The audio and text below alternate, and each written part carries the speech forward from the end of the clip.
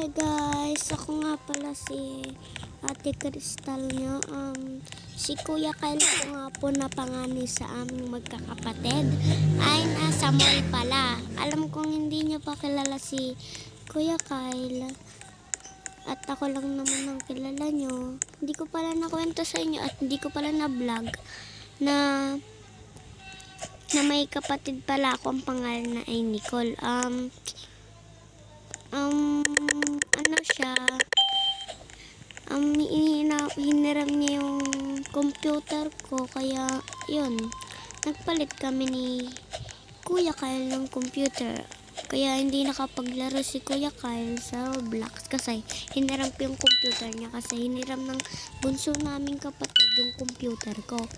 Di ayun, yun, yung dahil umalis naman si Kuya Kyle,